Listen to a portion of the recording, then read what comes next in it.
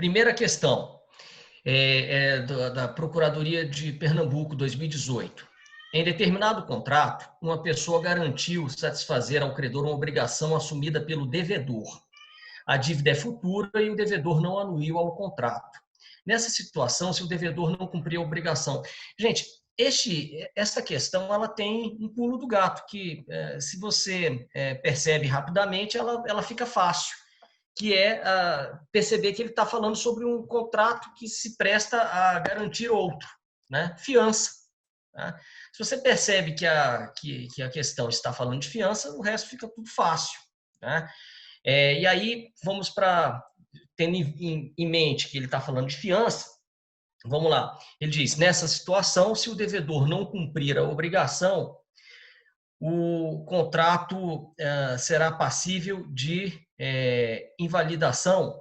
Gente, se o credor não cumprir a obrigação, o fiador ele deve ser demandado a cumprir. O contrato não tem nada de inválido por conta disso, pelo descumprimento, né, dessa obrigação. Então, o primeiro item é falso, porque o descumprimento do contrato pelo devedor, na realidade, ele enseja realmente a fiança, né? É isso que enseja o comparecimento do fiador para garantir o débito. Letra B. Será admitida a interpretação extensiva para beneficiar o devedor. Aí a gente vai à literalidade do Código e vai ao artigo 819 e vê que esse item é falso, porque o artigo 819 nos diz que a fiança dar-se-á por escrito e não admite interpretação extensiva. E aqui o item começa dizendo que ela admitirá interpretação extensiva, o que torna o item falso. Né? Letra C. Ele diz o contrato será nulo. Não, gente, uma fiança ela não tem nada de nulo. Aí você vai falar, mas mesmo que o devedor não concorde, mesmo. Né? Então, o contrato ele é válido. Né? E aí, Mariana, terminou o jogo? Vamos lá. Vamos fazer essa pronto. Vamos lá. O garantidor poderá utilizar o benefício de ordem. Gente, isso é verdadeiro. O benefício de ordem ele está previsto no artigo 827, que diz: o fiador, demandado pelo pagamento da dívida, tem direito a exigir, até a contestação da lide, que sejam primeiro executados os bens do devedor. Então, este item está de acordo com o artigo 827, portanto, é verdadeiro. Tá? A última alternativa diz que será restabelecida a garantia diante da evicção da coisa dada em pagamento. Gente, quando há dação em pagamento e há evicção, o que acontece está previsto no artigo 359, que diz o quê? Se o credor for evicto da coisa recebida em pagamento, restabelecer-se-á a obrigação primitiva, ficando sem efeito a quitação dada, ressalvados os direitos de terceiro. Bom, veja que ele diz que será restabelecida a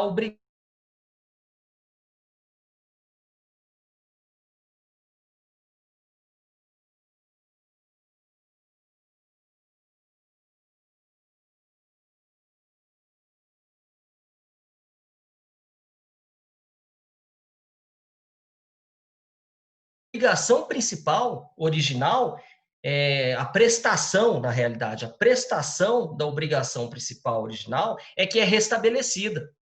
Tá? Então, este é o único efeito da evicção na dação em pagamento. Ele não afeta aqui a questão da garantia. Tá? Então, vamos lá. Segundo item, segunda questão. Acerca dos contratos de seguro, é correto afirmar que, vamos lá, a diminuição do risco no curso do contrato de seguro, em regra, acarreta a redução do prêmio estipulado. Gente, essa questão também, a exemplo da primeira, é bastante literal. Né? O item é falso porque contraria o artigo 770, porque ele fala o contrário disso. Ele fala, salvo disposição em contrário, a diminuição do risco no curso do contrato não acarreta a redução do prêmio estipulado. Mas se a redução do risco for considerável, o segurado poderá exigir a revisão do prêmio ou a resolução do contrato. Seguro é um contrato, seguro e fiança são dois contratos muito importantes para você ler a lei seca mesmo e encarar a prova, viu? E contratos em espécie, gente, o estudo aí é sobretudo de lei seca. Não tem que inventar muita moda, não. Fiança, seguro, compra e venda, é claro, doação, tá? São contratos muito importantes, tá? Então, vamos lá. O primeiro item é falso. O segundo item, o segurador poderá pagar em títulos o prejuízo resultante do risco assumido, hipótese na qual o prêmio será pago em dobro. Gente, não há previsão legal que autorize o segurador a pagar em títulos, né? O pagamento ele é feito em dinheiro e você percebe que por várias passagens do Código Civil, ele se refere à questão monetária, né? Inclusive que o valor do seguro ele não pode ultrapassar o valor da coisa que é assegurada, né? Enfim, se você ler todo o Código Civil em relação a seguros, você não vai encontrar nenhum artigo que autorize esse pagamento em títulos e, pelo contrário, você vai ver alguns artigos tratando de valor pecuniário, né? Então, esse item é falso, né?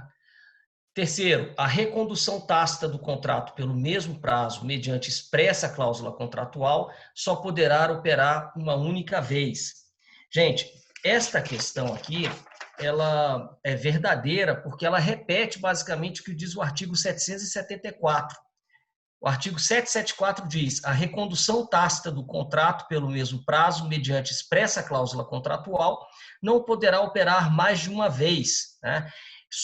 Quando você joga esse artigo lá na jurisprudência do STJ, você vê que uma discussão que ele tem travado bastante é com relação a seguro de vida e a renovação automática de seguro, né? Eu só separei uma ementa aqui do RESP 1569627 do Rio Grande do Sul, tem vários parecidos com ele, que diz assim: civil, contrato de seguro de vida, incidência do CDC não afasta a aplicação de normas específicas, Código Civil e regulamentação pela SUSEP, contrato de seguro de vida em grupo, caráter temporário, ausência de formação de reserva matemática, assim vai. Mas o que nos interessa é sobre a renovação dele. A segunda sessão do STJ, no julgamento tal, firmou o entendimento de não ser abusiva a cláusula contratual que prevê a possibilidade de não renovação automática do seguro de vida em grupo, por qualquer dos contratantes, desde que haja prévia notificação da outra parte. À exceção dos contratos de seguro de vida individuais, contratos em caráter vitalício ou plurianual, nos quais há formação, aí vem reserva matemática. Mas vejam que quando vocês procuram esse artigo, ele diz, aplicando exatamente o que diz sobre recondução tácita, ele fala que se você quiser colocar, se você estabelecer uma cláusula de não renovação automática, isto é válido no contrato de seguro de vida, tá? Então, a letra C, ela é verdadeira, né? Letra D, né? A letra D, ela diz o quê? O segurado poderá comunicar à seguradora o sinistro a qualquer tempo. Falso. Ele tem que comunicar tão logo o sinistro aconteça, e isso decorre do artigo 771, que diz: sob pena de perder o direito à indenização, o segurado participará ao sinistro ao segurador, logo que o saiba, e tomará as providências imediatas para minorar-lhe as consequências. A última alternativa diz: a mora do segurador no pagamento do sinistro obriga a atualização monetária, mas não aos juros moratórios. Falso, porque obriga a tudo isso que está escrito por força do artigo 772, que diz: a mora do segurador em pagar o sinistro obriga a atualização monetária da indenização devida, segundo índices oficiais regularmente estabelecidos, sem prejuízo dos juros moratórios. Então, vejam vocês que se vocês tivessem lido os dispositivos, os artigos na lei seca, no Código Civil, sobre seguros, vocês acertariam esta questão, que é uma questão relativamente recente, de 2017. Né? Rogério? Oi. Só duas questões aqui que o pessoal colocou aqui no chat. Você poderia repetir a resposta da 1? Só quais são as alternativas lá? Posso. A primeira questão, letra A, falso, letra B, falso, letra C, falso, letra D, verdadeiro, tá? Letra E, falso. Ok. E o Bruno, ele pede para você, se você puder repetir o número do RESP que você mencionou. RESP é o RESP 1569627. Tranquilo. Bruno, pegou aí? Beleza. Valeu, Rogério. Massa. Então, vamos lá. Terceira questão. O direito que o vendedor de um imóvel guarda de reavê-lo no prazo máximo previsto no Código Civil, restituindo ao comprador o valor recebido e reembolsando-lhe as despesas, entre elas as que se efetuaram mediante autorização escrita do proprietário, bem como aquelas destinadas à realização de benfeitorias necessárias, constitui... Gente, aqui, se você pegar, você vai ver que é a letra C, que é retrovenda, porque está cópia do quase praticamente do artigo 505, que diz: o vendedor da coisa imóvel pode reservar-se o direito de recobrá-la no prazo máximo de decadência de 3 anos, restituindo o preço recebido e reembolsando as despesas do comprador, inclusive as que, durante o período de resgate, se efetuaram com a sua autorização escrita ou para a realização de benfeitorias necessárias. Então, aqui, esta questão ela não nos oferece muito problema. O enunciado já é a cópia do artigo 505, então é marcar a letra C. Agora, vejam, só para vocês saberem, a letra A, quando fala de venda a contento ou venda ad custum, está no artigo 509, só se vocês quiserem anotar, né? A letra B, ela fala que trata de uma resolução potestativa. Não, gente. A resolução do contrato, resolução é a extinção do contrato por seu descumprimento, né? A resolução do contrato por descumprimento, tem a por onerosidade excessiva também, que está no 478, mas a potestativa, que se atribui o poder para o prejudicado pelo descumprimento por fim ao contrato, está no artigo 474, que diz: a cláusula resolutiva expressa opera de pleno direito, a tácita depende de interpelação judicial. 475, a parte lesada pelo inadimplemento pode pedir a resolução do contrato, se não preferir exigir-lhe o cumprimento, cabendo em qualquer dos casos indenização por perdas e danos. Há uma pequena discussão doutrinária se aqui o artigo 475 se ele envolve um direito potestativo mesmo. E o entendimento clássico é que sim, é que é um direito potestativo. E o que é um direito potestativo? É aquele que a parte titular exerce sem que nada caiba a outra fazer, se não se sujeitar, né? Então, o que se dizia muito na doutrina clássica é que o descumprimento do contrato enseja o seu desfazimento de forma potestativa pelo pedido de resolução. Isso ainda hoje é assim? Normalmente é, mas nós começamos a ter alguns freios quanto a isso. Por exemplo, a teoria do adimplemento substancial. Ele acaba freando um pouco isso, porque se o contrato já foi cumprido na sua maior parte, o que o credor pode exigir é que a parte faltante lhe seja honrada, mas ele não vai desfazer o contrato por conta disso, né? E há também a teoria do abuso de direito, que diz que, em outras hipóteses, se ficar configurada uma violação à tutela da confiança ou a primazia da materialidade subjacente, esse artigo ele poderia não ser aplicado, tá? Mas o dispositivo que trata é disso. Retrovenda nós já lemos. Preempção está no artigo 513 e reserva de domínio está no artigo 521. Como eu disse, a questão não oferece dificuldade porque o enunciado dela copia o artigo 505. Seguindo. Reinaldo, você vai me sinalizando aí se aparecer alguma dúvida, senão eu vou tratando aqui das questões. No próximo item é apresentada uma situação hipotética a respeito da extinção dos contratos, direito de posse e aquisição da propriedade seguida de uma assertiva a ser julgada. Mauro firmou um contrato com determinada empresa por meio do qual assumiu obrigações futuras a serem cumpridas mediante prestações periódicas. No decurso do contrato, em virtude de acontecimento extraordinário e imprevisível, as prestações se tornaram excessivamente onerosas para Mauro e vantajosas para a referida empresa. Nessa situação, Mauro poderá pedir a resolução do contrato, a redução da prestação ou a alteração do modo de executá-lo, o que é verdade, isso está muito na moda, né? Que é a história da revisão contratual, né? Você tem alguns dispositivos do código 478, 317, né? Agora é interessante, gente, eu estava vendo aqui, só para falar um pouquinho com vocês, prestem atenção a essa história de revisão de contrato por onerosidade excessiva, né? Aplicando a teoria da base objetiva, da base subjetiva, e a questão do inadimplemento da obrigação por caso fortuito e força maior. Tá?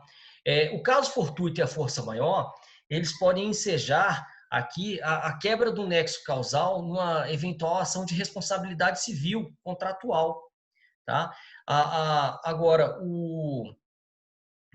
quando eu falo de revisão, a ideia aqui é de entender se houve um fato extraordinário que desequilibrou acentuadamente o contrato para tentar reequilibrá-lo, ou se isso não for possível, para que ele seja extinto. Tá certo, gente? Lembrando também, outra coisa que eles perguntam muito em concurso é sobre o momento em que essa desproporção entre prestações acontece. Porque se for uma desproporção simultânea à celebração do contrato, isso vai conduzir vocês à lesão contratual e não à revisão de contratos, tá? Então, prestem atenção ao momento em que a desproporção acontece, que esse fato extraordinário também acontece. Eles costumam perguntar. Tá? Vamos lá. Questão 5, né? Acerca das obrigações e contratos, assinale a opção correta. Rogério, vamos lá. Antes de você entrar na quinta questão, o Gabriel, ele pergunta aqui o seguinte: professor, você comentou sobre o artigo do Carlos Fiuza sobre o César tema Fiuza. questão 4. Mas não achei. Pode compartilhar depois, por favor? Posso? Olha aqui, deixa eu até... eu vou compartilhar assim, se vocês não se incomodarem até agora. Deixa eu pegar aqui. A diferença entre a revisão contratual e a lesão contratual, o momento que elas devem ocorrer. Perfeito. A lesão contratual, ela é um defeito do negócio jurídico, é um vício de consentimento, tá? Os defeitos do negócio jurídico, eles contaminam o negócio na sua celebração. São defeitos congênitos, tá? Então, para que haja lesão, se você pegar até o artigo 157, você vai ver que o negócio ele já nasce desequilibrado. Só que a lesão ela tem dois requisitos. O desequilíbrio, ele é um requisito objetivo, né? Mas você tem essa acentuada desproporção casada com a inexperiência de uma das partes ou com a premente necessidade contratual de uma das partes.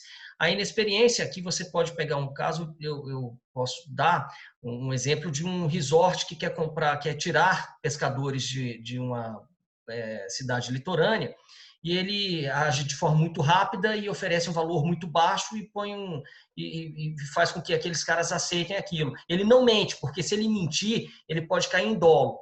Mas aqui ele oferece aquele valor, pela inexperiência das partes, elas não têm como avaliar se é bom ou ruim, está muito abaixo do valor de mercado, mas eles topam, né? Então, você pode ter lesão. E outra coisa, a lesão é premente necessidade contratual. Você vai estudar numa cidade para fazer o concurso, você sai de Brasília, vai se isolar no interior do Brasil e você perde o último ônibus para voltar para Brasília. Não tem mais ninguém para te trazer. Aí um motorista de táxi, ele se oferece para trazer cobrando 3 vezes o valor normal dessa viagem.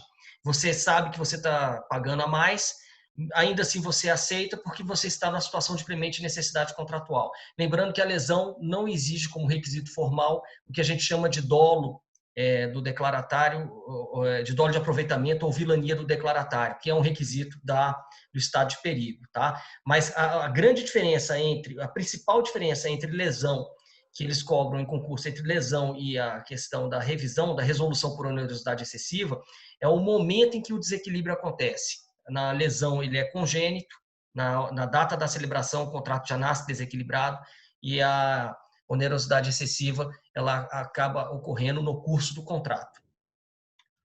Beleza? Obrigado, hein? Nada. Opa. Voltando. Questão 5. Questão 5, ela nos diz o quê? Acerca de obrigações e contratos, assinale a opção correta. O princípio da função social dos contratos elimina a autonomia contratual. Falso. São princípios harmonizáveis, né? A autonomia... Gente, a função social, lembrando que ela tem uma dupla feição, né? Ela tem um aspecto extrínseco e o aspecto intrínseco da função. O extrínseco, ele diz que ao alcançar os objetivos do contrato, você não deve prejudicar interesses de terceiro, você não deve trazer prejuízos ao meio ambiente, às regras de trabalho, assim vai, aquelas coisas todas que as normas de vizinhança, aquelas coisas todas que nós conhecemos. Mas às vezes as pessoas se esquecem que a função social também, ela tem uma feição, um aspecto intrínseco. Qual é? O contrato, ele é uma fonte de circulação de riqueza, né? E para isso ele deve ser preservado, né? Então, você não deve quebrar contratos por qualquer bobagem. Então, daí até a ideia de revisão de contrato, ela se harmoniza com a função social do contrato, porque se você começa a quebrar muito contrato, você traz um desequilíbrio estrutural para a sociedade e você acaba acentuando crises econômicas. E a ideia de revisão não é nenhum espírito apenas de benevolência do legislador, mas é uma necessidade. Isso tudo se harmoniza com a ideia de autonomia do contrato, ao que a gente fala de dois tipos de autonomia, autonomia privada e autonomia da vontade. Autonomia privada é a nomenclatura preferida, porque ela trata a possibilidade de você firmar contratos dentro de um espaço livre deixado pela norma. Enquanto quando eu falo autonomia da vontade, eu estou enfatizando o aspecto volitivo como se a vontade das pessoas tudo pudesse, né? Mas este item aqui, ele é falso, porque ele diz que a função social do contrato elimina a autonomia contratual, o que é um erro, já que a função social do contrato e a autonomia privada são princípios do contrato harmonizáveis. Tá? Bom, a segunda, ela fala, à luz da personalização e constitucionalização do direito civil, a real função do contrato não é tão somente segurança jurídica, mas também o atendimento aos interesses da pessoa humana. Gente, esse é o tipo do item que fala e diz pouco, né? Assim, é aquele que você bate o olho nele e fala assim, esse troço deve ser verdadeiro, né? De fato, ele não traz nenhuma informação falsa, né? O gabarito, inclusive, o coloca como o item correto, né? Mas ele é um item que, é o que eu digo, ele fala, flutua em torno de aspectos filosóficos e diz pouco, né? Mas não tem nenhum erro, né? Então, ele é o item correto. Letra C. Caso um indivíduo compre um apartamento por 100 mil, mediante a entrega ao vendedor de 60 mil em espécie e um automóvel avaliado em 40 mil, a oferta do automóvel como parte do pagamento descaracterizar o contrato de compra e venda, configurando-o em verdade como permuta. Falso. Gente, quando a gente fala de permuta, a doutrina diz que pode haver permuta contorna. O que é permuta contorna? É o troco. Né? Mas o que a doutrina diz é que para que continue sendo permuta, essa torna ela tem que ser pequena. O valor dado em dinheiro não pode ser maior do que o valor do outro objeto dado, porque aí ela deixa de ser permuta e passa a ser compra e venda. Então, a gente pode estabelecer um limite aqui em 50%. Né? O que é que supera 50%? O dinheiro ou o bem? O que superar 50% vai determinar a natureza desse contrato. Se for dinheiro, eu vou tratar como compra e venda. Se for o bem, eu vou tratar como permuta contorna. Tá? A outra alternativa diz, letra C. Né? Não, letra D agora. Considere a seguinte situação. Aldo, Bruno e César assumiram a dívida de obrigação relativa à entrega de um automóvel. Na vigência dessa obrigação, César faleceu, tendo deixado os herdeiros Elmo e Fausto. Após tais fatos, este último foi demandado sozinho para entregar o objeto. Nessa situação, por inferência da indivisibilidade da coisa, o credor deveria ter manejado a demanda conjuntamente em face de Elmo e Fausto, pois este não possui obrigação de entregá-la por inteiro ao credor. Gente, a questão aqui eu acho que me parece falsa, por quê? Porque o problema me parece ser outro, né? Nós estamos aqui diante de uma obrigação indivisível. Né? O que define a obrigação indivisível é a natureza do objeto, da prestação, né? A natureza da prestação. Se esta prestação ela não pode ser fracionada, o seu adimplemento, ela é uma obrigação indivisível. E o código diz que eu posso cobrar, o credor pode cobrar a prestação de qualquer um dos devedores, que deverá pagá-la por inteiro. A grande dúvida que haveria aqui só é porque eles eram herdeiros do devedor original, né? E sendo herdeiros do devedor original, eu tenho que saber se a herança que foi deixada, ela autoriza a transmissão dessa dívida. Se ela for superior à dívida, ela autorizaria, né? Mas esse é o único cuidado. O que isso pode lembrar a vocês é da questão da dívida solidária, porque existe uma diferença entre a obrigação divisível e indivisível e a questão da obrigação solidária, né, ou não solidária, né? Os parâmetros são outros. Eu costumo dizer para os meus alunos que quando eu estou diante de uma obrigação indivisível, a indivisibilidade é uma realidade que recai sobretudo no objeto. Tanto é que se o objeto ele perecer, aquela obrigação que era indivisível, ela passa a ser uma obrigação simples, normal, né? Fracionada, né? Fracionável, né? Agora, a solidariedade é uma realidade que recai mais sobre os sujeitos, ou porque a lei impôs o adimplemento conjunto, ou porque o contrato fez isso. Mas se eu tenho uma obrigação solidária que recai sobre um objeto indivisível, o perecimento do objeto não transformará a obrigação em obrigação não solidária, né? Esse é um detalhezinho que vocês têm que ter em mente quando vocês vão falar sobre solidariedade. Me parece que o objetivo do examinador aqui era fazer você confundir esse dispositivo que fala de indivisibilidade com os dispositivos que falam de solidariedade, porque tem um artigo, o 276, que diz assim: se um dos devedores solidários falecer deixando herdeiros, nenhum destes será obrigado a pagar senão a cota que corresponder ao seu quião hereditário, salvo se a obrigação for indivisível, mas todos reunidos serão considerados como devedor solidário em relação aos demais devedores. Me parece que ele estava querendo confundir o candidato, levando o candidato a pensar que ele estava tratando do artigo 276. Não, ele estava tratando de uma indivisibilidade simples aqui. Tá? E na obrigação indivisível, você pode cobrar de qualquer um dos devedores a obrigação toda. Tá?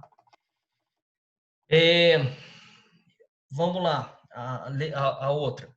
Na cessão de crédito pró-solvendo, o cedente se desonera inteiramente em relação ao cessionário, apenas com a própria cessão, ou seja, independentemente do recebimento do crédito. Gente, falso. Eu brincava com os meus alunos de obrigação, dizendo assim, que quando fosse obrigação pró-solvendo, eu lembrava solvendo, solvente.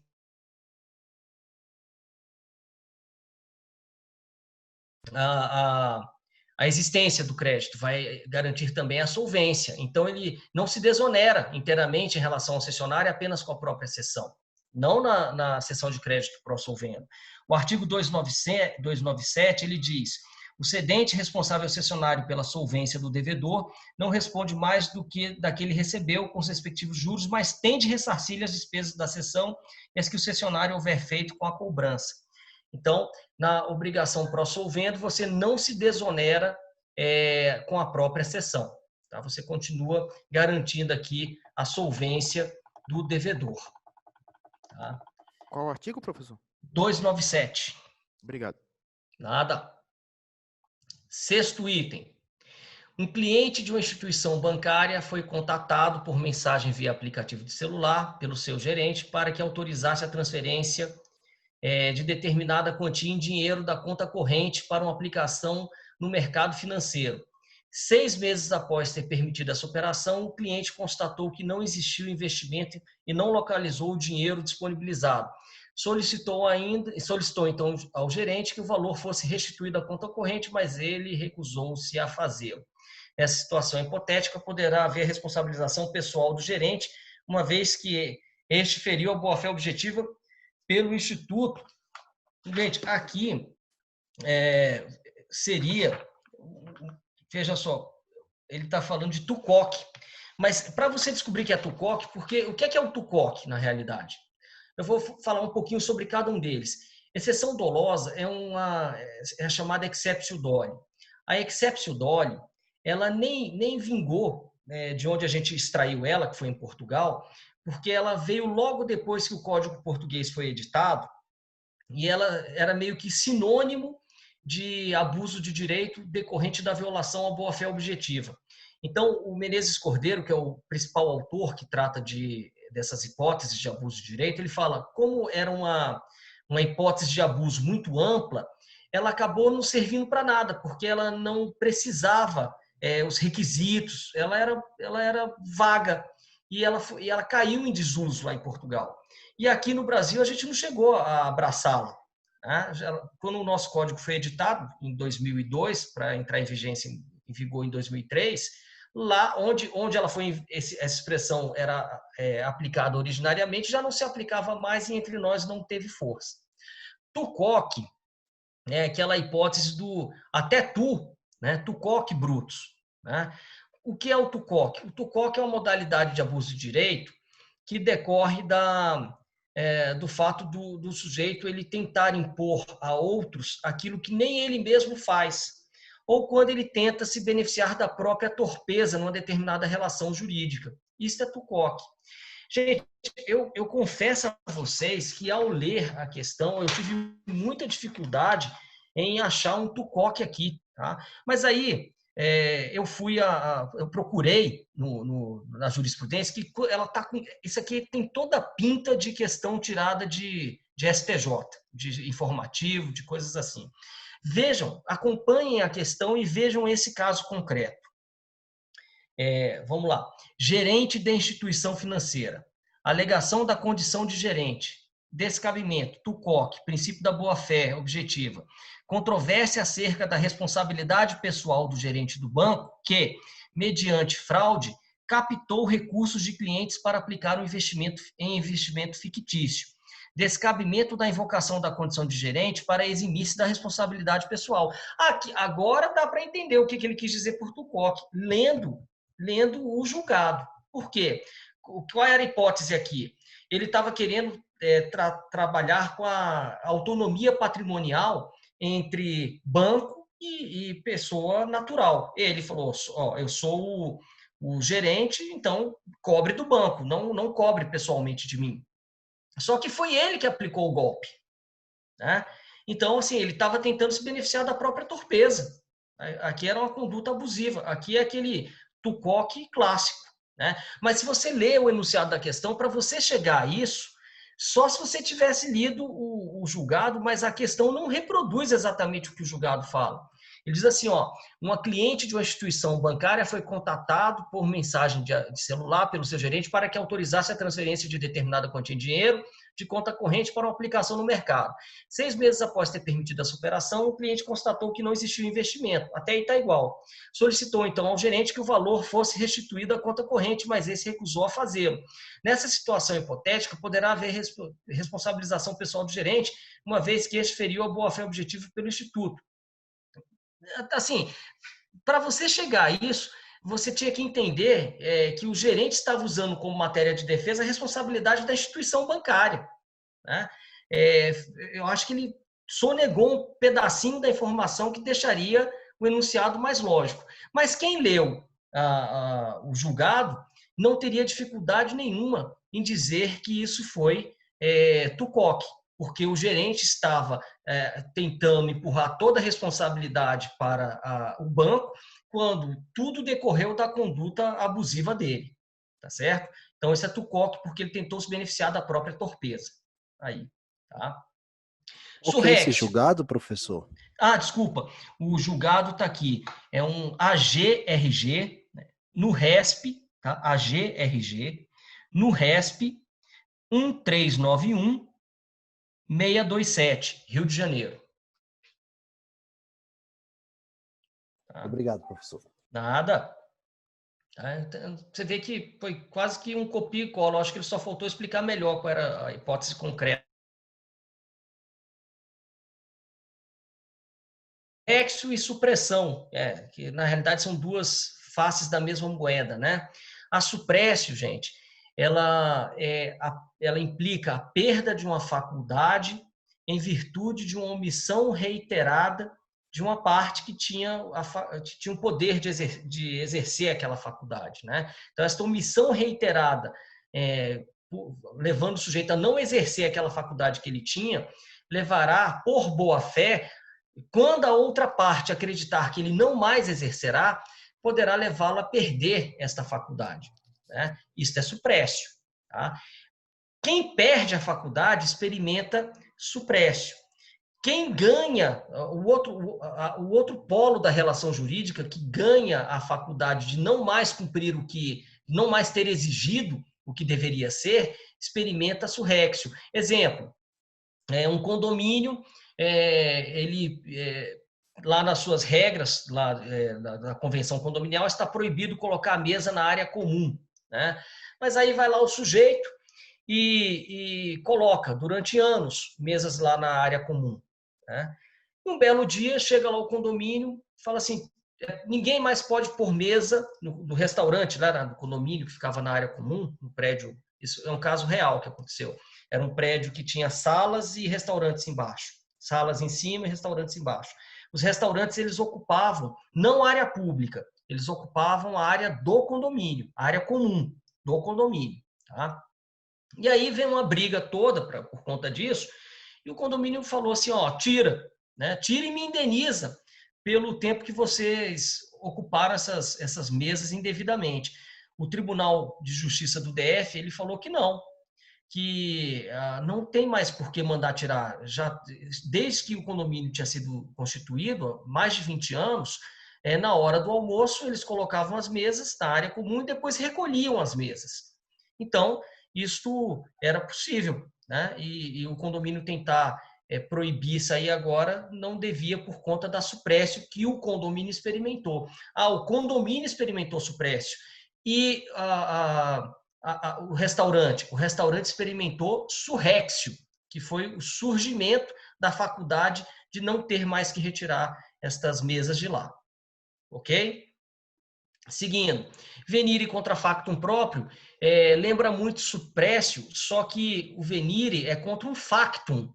Factum, gente, é uma atuação positiva, né? Enquanto a suprécio, ela decorre de uma omissão reiterada.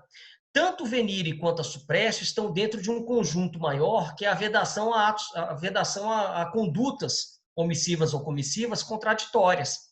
Então, essas condutas omissivas ou comissivas contraditórias, elas estão proibidas. Se essa conduta for omissiva, ela pode ser abusiva e ela pode gerar uma modalidade de abuso de direito que nós, se você tentar romper abruptamente com essa omissão, você pode estar praticando um abuso de direito chamado suprécio. Se você tinha uma conduta comissiva e depois você tenta abruptamente contrariar essa conduta comissiva, você estará diante do venire contra factum próprio. Tá certo, gente? Se vocês tiverem alguma dúvida, eu sigo, mas eu acho que deve ter dado para entender. Tá? Bom, item 7. Com relação ao contrato de seguro de dano, assinale a opção correta. Né? Pago o prêmio e prestações, o segurado fará jus à percepção do valor do seguro somente após a quitação. Né? Gente, isso é falso. O artigo 763 diz: só não fará jus à percepção do valor segurado se estiver em mora.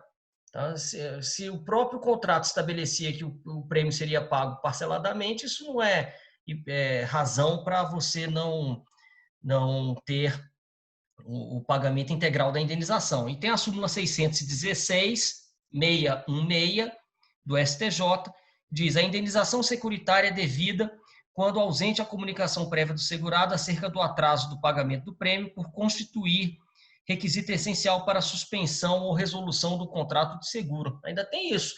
Não é a simples mora hoje, né? O artigo 763 ele ainda foi arrefecido pela súmula 616, que ainda determina que haja uma notificação prévia antes da negativa de pagamento da indenização securitária. Né? Bom, letra B. Veda-se ao segurado fazer mais de um seguro para proteger o bem contra o mesmo risco. Não é bem verdade, isso é falso, né? Por que eu estou dizendo que não é bem verdade? Você pode fazer mais de um seguro, né? Só que os dois seguros, eles devem estar em valores que fiquem dentro do valor total do bem segurado.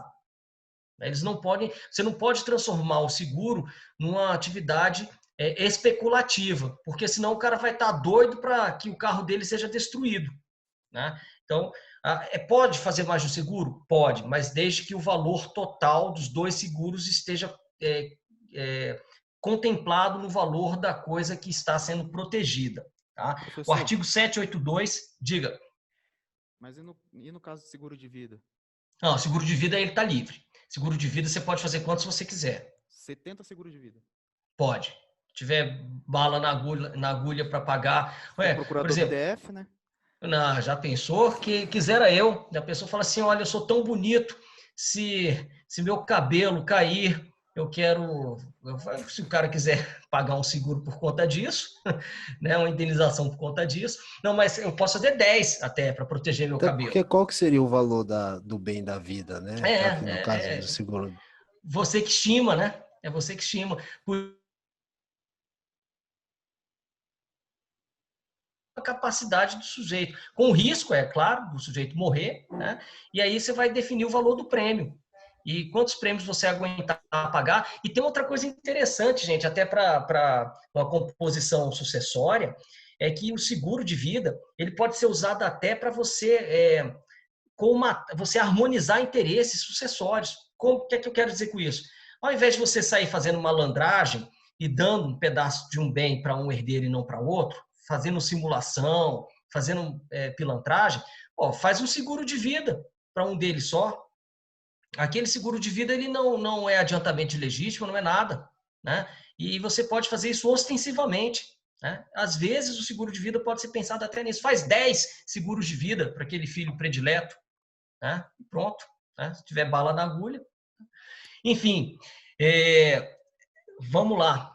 Então, nós estamos aqui na letra B, né? Falso. Artigo 782, ele diz, 782... O segurado que, na vigência do contrato, pretender obter novo seguro sobre o mesmo interesse e contra o mesmo risco, junto a outro segurador, deve previamente comunicar sua intenção por escrito ao primeiro, indicando a soma por que pretende segurar-se, a fim de comprovar a obediência ao artigo 778.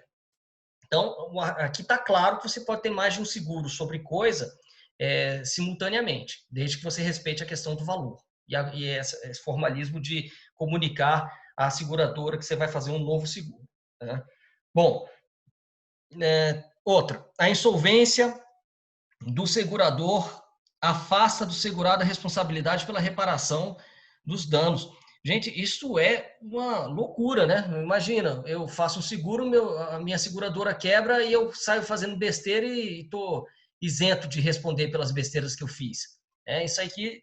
A lógica afastaria isso, né?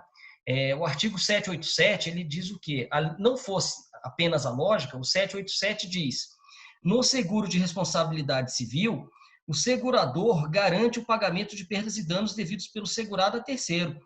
Parágrafo 4º, subsistirá a responsabilidade do segurado perante terceiro se o segurador for insolvente. É claro, isso não precisava nem estar escrito, né? Mas está escrito aqui no artigo... no parágrafo 4º, né? Vamos lá, agora nós temos aqui o item D. Se for nominativa a apólice, o contrato poderá ser transferido ao adquirente da coisa segurada. Pode sim, gente, isso é verdadeiro, letra D é verdadeira, artigo 785. Salvo disposição em contrário, admite-se a transferência do contrato a terceiro com alienação ou cessão de interesse segurado. Se o instrumento contratual é nominativo, a transferência só produz efeitos em relação ao segurador mediante aviso escrito assinado pelo cedente e pelo cessionário. Mas ele está falando aqui sobre a possibilidade de você transferir esse tipo de seguro. O artigo 785, ele garante. Ele diz que sim. E o outro item, garantia de risco proveniente de ato doloso exige estipulação expressa e destacada no contrato. Falso, artigo 762. Nulo será o contrato para garantia de risco proveniente de ato doloso do segurado, do beneficiário ou de representante de um ou de outro. Porque aí, gente, você ia estar dando um cheque em branco pro cara, né? Ah, sai aí, meu filho, vai, pega teu carro e sai andando a 300 por hora de propósito para sair matando os outros. Não dá, né? Então, isso é falso, porque, na realidade, esse tipo de garantia é nula. Artigo 762. De novo, gente, contrato em espécie, você vê que você extrai em quase todos os itens um artigo da lei.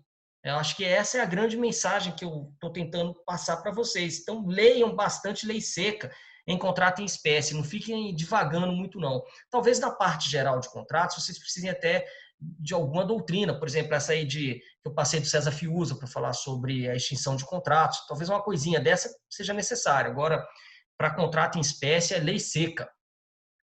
Item 8. Carlos celebrou contrato de empreitada com João para que este construísse uma casa.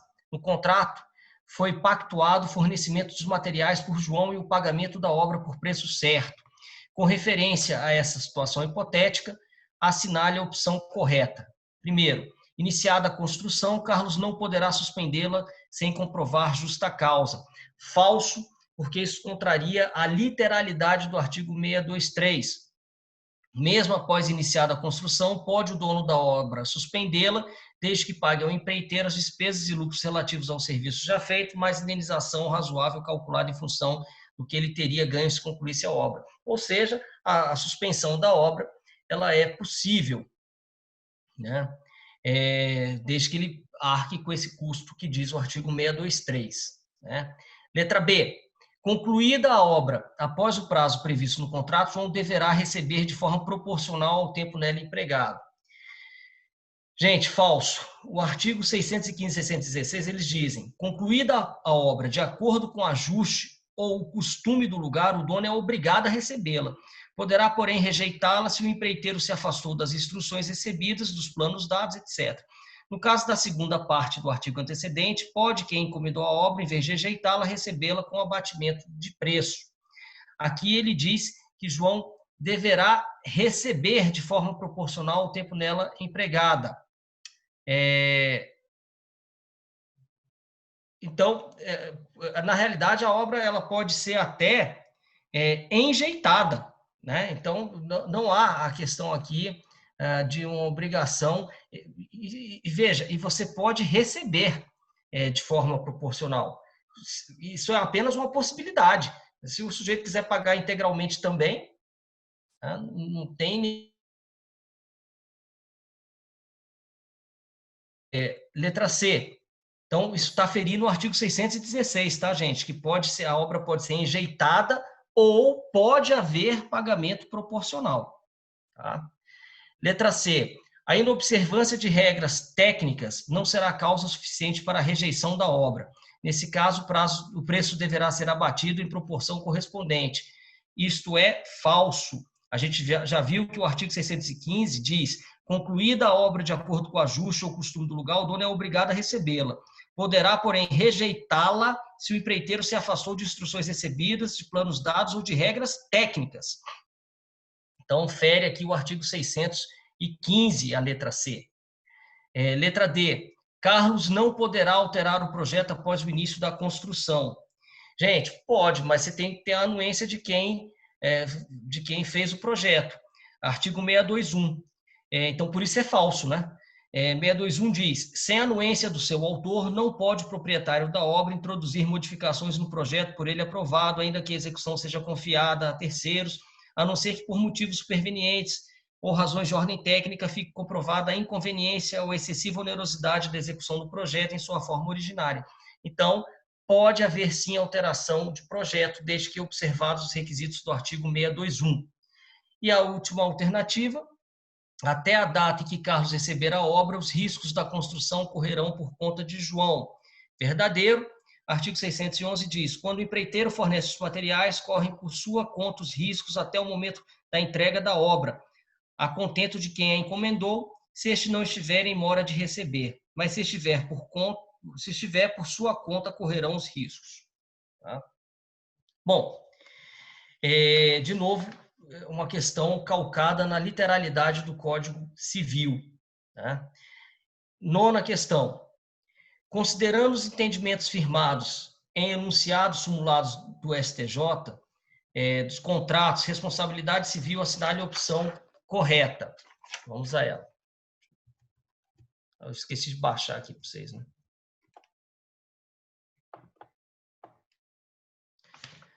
Vamos lá. Gente, isso aqui é 2015, mas era uma prova mais de juiz. Sinto aqui um pouquinho a diferença, que aqui era basicamente enunciado mesmo, né? Vamos lá. A propósito de ação de revisão de contrato é fato impeditivo para a caracterização da mora do autor. Desculpa. A propositura de ação de revisão de contrato é fato impeditivo para a caracterização da mora de autor, obstando a sua inscrição imediata nos órgãos de proteção ao crédito. Errado. Súmula 380 do STJ. A simples propositura da ação de revisão de contrato não inibe a caracterização da mora do autor. Então, errado, súmula 380. Eu acho que, por conta do tempo, eu vou só passar as súmulas e dar o gabarito dessa aqui. Isso aqui é só leitura de súmula. Letra B, é errado, porque fere o texto da súmula 538 do STJ. Letra C, errado, porque fere a súmula 620 do STJ. Letra D, é errado, porque fere a súmula 132 do STJ. Letra E, é correto, porque abraça, contempla o disposto na súmula 420 do STJ. Ok? Depois vocês leiam essas súmulas com calma. Já caíram uma vez, né? Mas se bem que está meio antiguinho aí esse item, né? Vamos lá. 10ª questão. Daniel, casado sob o regime da comunhão parcial de bens e pai de uma filha, manteve um relacionamento extraconjugal até falecer. No período desse relacionamento, deu de presente de aniversário à concubina um automóvel que havia adquirido antes do casamento. No dia do enterro de Daniel, a concubina compareceu ao velório e deu à esposa e à filha de Daniel conhecimento da relação extraconjugal que manteve com ele e da doação realizada. Gente, essa aqui também dá para ser mais breve, porque isso aqui se está explorando o artigo 550 do Código Civil, que diz: a doação do cônjuge adúltero ao seu cúmplice pode ser anulada pelo outro cônjuge ou por seus herdeiros necessários até 2 anos depois de dissolvida a sociedade conjugal, o que atende ao enunciado da letra C de casa. A viúva ou a filha do decújo poderão mover ação anulatória da doação no prazo decadencial de 2 anos, contados de falecimento de Daniel. Ok, minha gente? Acho que com isso encerramos aqui a nosso... Gélio. Diga. Eu queria que você comentasse uma coisa, não sei se o pessoal estava presente. Se você quiser até já tirar aí a projeção da questão. Ah, tá, claro. Mas é algo que eu acho que é bem relevante, que tem acontecido, né, nesse momento, e tem a ver com contratos. A gente, no início da aula, a gente estava falando sobre a questão envolvendo a mãe, né, e o filho, né, no caso, a Rede Globo e o time do Flamengo, né, sobre a questão do contrato aí de televisão, né, da Flá TV, que eu acho que isso é importante, assim, não, eu estou brincando, mas é verdade, né, pessoal? É um conceito de ato jurídico perfeito, né? E aí existe essa discussão. Eu queria que você colocasse isso aí, porque provavelmente isso é possível, né? Eu acho que você até falou que caiu numa prova oral, né? Você fez essa pergunta na prova oral. Eu, quando fui examinador, eu coloquei na prova objetiva uma questão dessa, falando sobre retroatividade máxima, média e mínima. Tá? Eu escrevi até recentemente, junto com outro procurador do DF, o doutor Alexandre Vitorino, um texto falando sobre essa ânsia toda de se mudar lei, né, por conta de fenômenos, de eventos específicos, como pandemia, etc. Né? Isso não é novo. A gente já teve aqui uma dificuldade momentânea e eles, para passar a mão na cabeça dos criadores, eles postergaram o vencimento de dívida, estabeleceram uma solidariedade ativa para dificultar ainda o recebimento dos bancos. Fizeram uma bagunça, mas passou. Né? E a gente tem não só esse projeto, esse regime. Olha só, cara, olha só essa. Eu acho que isso é uma provocação quase que gratuita, cara. Né? Eu vou ter que respeitar vocês, porque parece que vocês estão em outro patamar mesmo, viu? Eu, como vascaíno, eu tenho que ficar mais quietinho. Você acha que, efetivamente, assim, no primeiro momento, se você fosse dar um parecer, você acha que Eu seria contrário à aplicação dessa medida provisória ao Campeonato Carioca em curso. Por quê? Porque, gente, olha só, isso eu tinha já pensado que ia acontecer alguma coisa assim. Eu não sabia que tinha uma medida provisória dessa quando eu escrevi, acho que há um mês atrás, esse dispositivo, mas eu tinha encontrado diversos, está até no JUS Navegante, esse artigo, colocar JUS Navegante, Rogério Andrade Cavalcante Araújo, Alexandre Vitorino, retroatividade máxima, média e mínima, vocês encontram. Aí eu detalho um pouco mais isso. Mas assim, olha só, estão tramitando diversos projetos de lei, e projetos de lei que fazem cortes lineares, assim, a exigibilidade das obrigações aguardará o fim do estado de calamidade. Como assim? Você não pode afetar contratos em curso com leis tão casuísticas assim. Deixa eu explicar rapidamente o que é retroatividade máxima, média e mínima, que vocês vão entender. Quando eu falo de normas infraconstitucionais, eu tenho que respeitar o ato jurídico perfeito. Tá?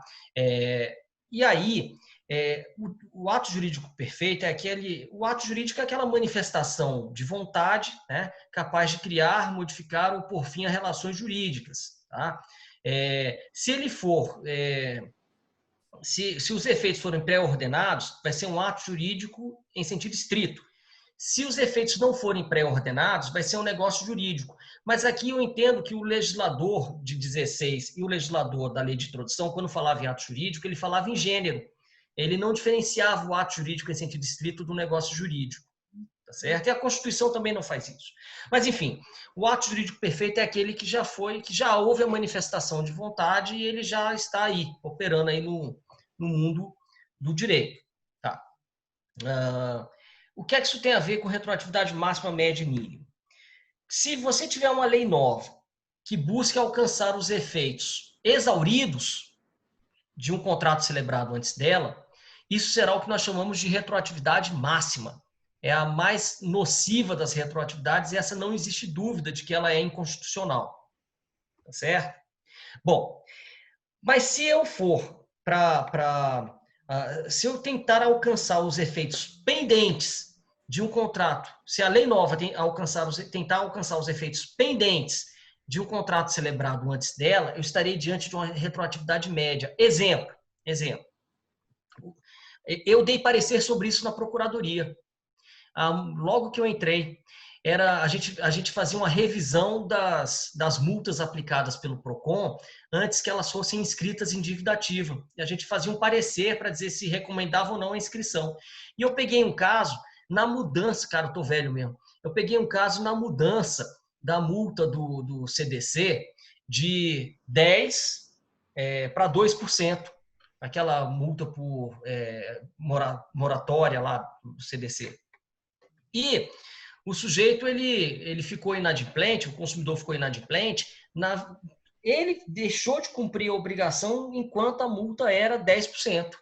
Só que o fornecedor não cobrou. O fornecedor, ele comeu mosca, mas antes do prazo prescricional ele foi cobrar o cara. Falou, olha, tá aqui, você atrasou, a multa é de 10%, o cara, pera lá, o Código de Defesa do Consumidor hoje está dizendo que a multa é 2%. Mas o que é que aconteceu? A cobrança desta multa apenas é que estava pendente. Tá? Então, o PROCON multou o fornecedor, porque ele estava cobrando dessa forma. Falou, não, você tinha que cobrar do consumidor apenas 2%, porque hoje, na data de hoje, o CDC fala que a multa é 2%. E aí, no meu parecer, eu falei, negativo, o fornecedor está certo. Se o CDC ele mudou no curso dessa relação contratual e afetou um ato jurídico perfeito, aqui você está, PROCON, emprestando uma retroatividade média a este evento. Tá certo? Então, não é para inscrever essa multa em dívida ativa, a gente fez essa revisão aí, não deixou que essa multa fosse cobrada do fornecedor. Falou, ó, o fornecedor agiu, em princípio, corretamente. Tá? Bom, então, na retroatividade média, eu tento alcançar os efeitos pendentes de negócios jurídicos celebrados antes da edição da lei nova. Também não há grande divergência jurisprudencial ou doutrinária acerca da inconstitucionalidade desta tentativa. Então, a retroatividade média também, por boa parte da nossa doutrina e da nossa jurisprudência, ela é considerada inconstitucional. Vem uma discussão apenas em relação à retroatividade mínima. A retroatividade mínima é quando a lei busca alcançar os efeitos futuros de negócios jurídicos celebrados antes dela. Que é isso que eu estou dizendo. O Campeonato Carioca, quando baixaram a medida provisória, ele estava suspenso por conta da pandemia. Né? Mas já havia um contrato assinado da Rede Globo com todos os times, menos com o Flamengo. Então, quem vai cobrar e quem vai decidir pela transmissão do jogo é o mandante. Aí o Flamengo falou assim, não, beleza. Então, a medida provisória ela tem vigência imediata, eu vou transmitir meus jogos pela TV Fla, né? Vou transmitir por lá. Aí, olha só que interessante isso. Isso afeta um ato jurídico perfeito, porque a Globo tinha contrato assinado com todos os times e estava dizendo o seguinte, olha, quando o Flamengo jogar, não é para ninguém transmitir, porque você, o time que está jogando com o Flamengo, permitir transmissão de jogos pela Globo. Se a Globo não transmitir, ninguém transmite. Tá certo, tá certo. Aí chega lá, quando vem lá e se aplica, fala, não, a TV Fla pode transmitir, eu acho que você está emprestando uma retroatividade mínima. Ainda que seja mínima, você está emprestando uma retroatividade mínima a esta medida provisória. Né? Me parece que no primeiro momento, o Flamengo ele conseguiu manter o direito de transmitir, mas eu acho que em agravo de instrumento, eu acho que a Globo ela conseguiu rever isso. Mas eu também recebi, você não sabe mais o que é verdade, o que é mentira nesse WhatsApp, né? Mas hoje eu recebi uma notícia de que a Globo estaria resolvendo os contratos. Agora, eu diria o seguinte, olha, essa resolução que a Globo está fazendo, eu não aceitaria. Porque eu falo, ó, tua briga com o Flamengo, meu amigo, é tua briga com o Flamengo. A menos que fique constatado efetivamente que o Flamengo vai poder transmitir os jogos com outros times, isso bater no martelo, etc. Aí você pode até falar numa frustração do fim do contrato ou num fato do príncipe, alguma coisa que seja parecido com isso, que nem deveria. Mas, enfim, você pode forçar uma interpretação dessa. Mas nessas condições em que está tendo briga de eliminar, a Globo chegar e falar rescindir o contrato, eu acho que ela sim aí estaria vinculada ao cumprimento do contrato com os outros times. Também não acho que a Globo está certa, não. É uma história que não tem mocinho. É interessante, né? Podia acabar os dois, na verdade, a Globo e o Flamengo, mas... Cadê? A gente vai comprar a Globo e vai comprar o YouTube. É um tema muito legal, gente. É um tema legal. Assim, agradeço aí a tua disponibilidade, né, pela aula. Assim, eu estava ouvindo aqui, fazendo os processos aqui, mas a gente já se conhece, né, há tempos e a gente conhece a tua capacidade. O Rogério, gente, ele tem um livro, inclusive, né, Rogério? Aqui, ó. Pessoal. Fazer um merchan aqui, ó. Cadê? Esse aqui, ó. Sou eu. Civil brasileiro. Só que isso aqui é parte geral, né? Sim. É parte geral. Mas só parte geral ou tem coleção completa? Não, tô escrevendo agora obrigações. Eu parei para fazer aquele livro do concurso de procurador. A gente está tentando, lá pela Juspódio, a gente vai lançar um curso, e alguns professores da Uniju também estão nesse projeto, né? Dessa parte de procurador DF. Assim que a gente tiver com tudo pronto, a gente vai informar para vocês. E tem um cupom também, né, o meu cara? Sim, isso. Eu estava esquecendo aqui. É o seguinte, gente. Mais uma vez, acho que aqui tem praticamente, acho que todo mundo já está com um curso, né? Mas para quem ainda não está com curso, a gente está de novo com cupom de desconto de 40%. E o curso, né? Então a gente está fazendo essas atualizações semanais, né? O simulado está funcionando como essa atualização. Mais à frente, a nossa ideia, aí provavelmente final de julho, é fechar os simulados, ou seja, a gente só deixar os simulados para o pessoal do curso mesmo. A nossa ideia era a gente fazer esse teste inicial para ver como é que funciona. Essas aulas estão sendo gravadas, né, e colocadas lá no nosso curso, que foi gravado, o Rogério gravou a parte de obrigações parte geral, obrigações, parte geral. E a gente está com esse cupom de desconto agora. O cupom dessa semana é Prof. Rogério, sem acento, Cavalcante. Prof. Rogério Cavalcante. Aí ele dá o desconto aí de 40% com esse cupom. Tá? Então, se vocês tiverem um conhecido que queira adquirir o curso é R$3.100, né? Mas a gente está com esse cupom de 40%, aí cai aí para 1.800 e pouco. Né? E você ganha, inclusive, uma foto do professor quando... Nossa, mas esse aí não tá afim não, hein, velho? Também para evitar moscas, né, essas coisas na sua casa. Esse aí não tá afim de vender não, hein?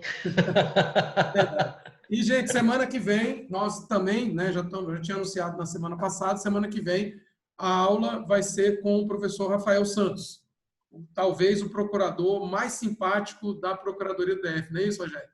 É sim. Se todos somos. Todos. Aí vai ser... Não, e isso, gente, eu vou falar um negócio pra vocês. Isso é um troço verdadeiro. Lá, assim, a galera lá é muito legal, cara. Lá é muito legal. O pessoal lá é muito gente boa. Eu acho que é uma carreira que, até pela questão da promoção, você não tem muita hierarquia, você não tem muita mudança de trabalho, você não tem... Então, assim, as pessoas acabam se ajudando muito lá. Você não tem muita picuinha, não tem muita briguinha, ninguém interfere muito na vida do outro. É um ambiente bom de trabalhar, viu? E tem outra coisa.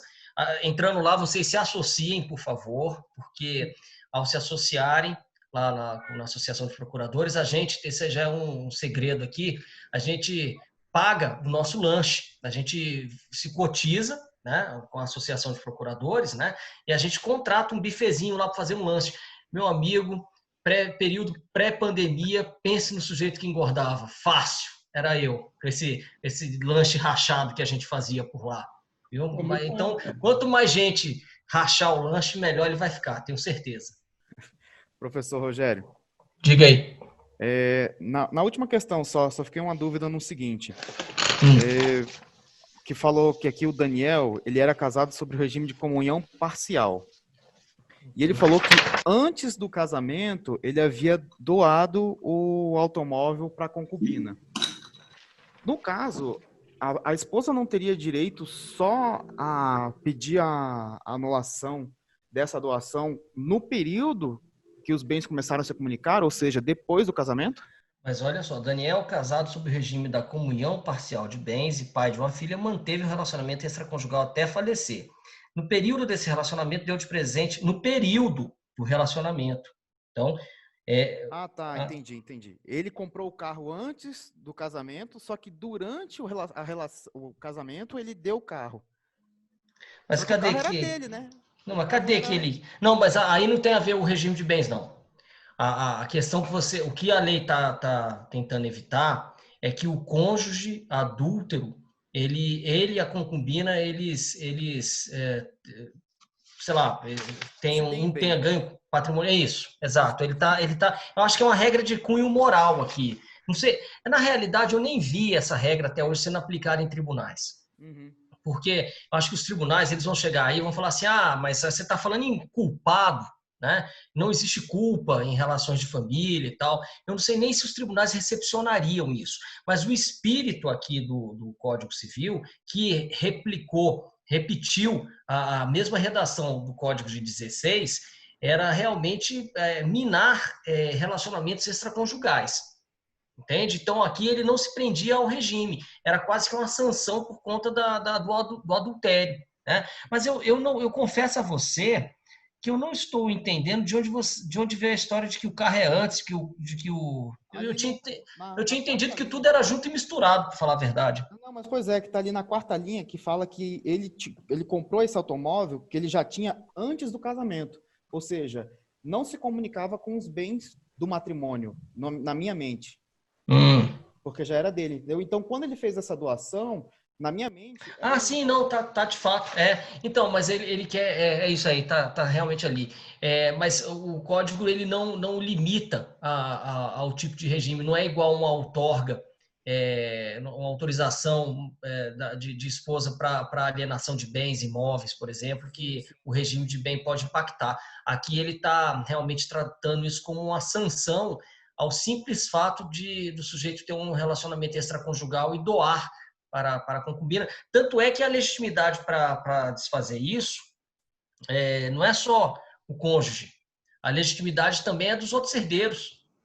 Sim, Entende? Então, faria sentido o regime de bens impactar aí se quem tivesse legitimidade para impugnar isso fosse só o cônjuge que levou, né, a volta, né? Mas aqui tem os herdeiros, os outros herdeiros também podem. Entendi. Não, tá ok. Explicou, professor. Obrigado. Tá bom, gente? Mais alguma coisa, hein?